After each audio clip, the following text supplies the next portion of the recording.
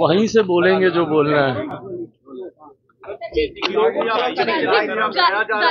गया में एक बड़ी घटना हुई है जहाँ पर बीएमपी की महिला जवान के साथ एम्बुलेंस में गैंगरेप हुआ है और आरोपी को गिरफ्तार भी कर लिया गया है।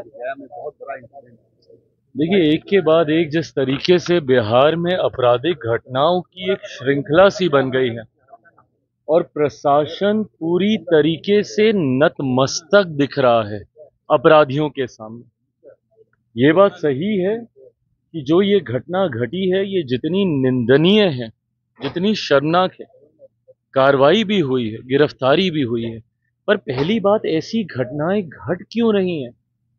बिहार में जिस तरीके से हत्या, अपहरण, लूटमार, डकैती, बलात्कार एक के बाद ऐसी श्रृंखला बन गई है और अब तो ऐसा लग रहा है जैसे प्रशासन पूरी तरीके से नाकामयाब है इन घटनाओं को रोकने के लिए।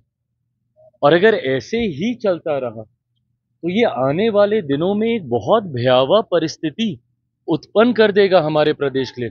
उत्पन्न हो चुकी है। जिन परिवारों ने अपनों को खोया उनका हालात पूछिए, जिन बच्चियों के साथ इस तरीके से दुष्कर्म हो रहा है उनके हालात पूछिए।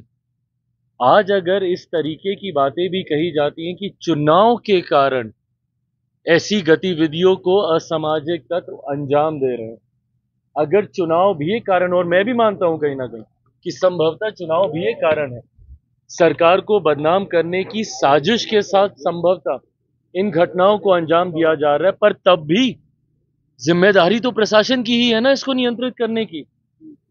कोई भी अपराधी आपके राज्य में आपराधिक घटनाओं को कैसे अंजाम दे रहा है प्रशासन के रहते हुए? या तो फिर इसमें प्रशासन की मिली भगत है और या फिर प्रशासन इस पे लीपापोती करने का कार्य कर रहा है, और या फिर पूरी तरीके से प्रशासन निकम्मा हो चुका है और अब इनके बस का नहीं है बिहार और बिहारियों को सुरक्षित रखना। ऐसे में पुनः एक बार मैं बिहार सरकार से आग्रह करूंगा, जरूरी है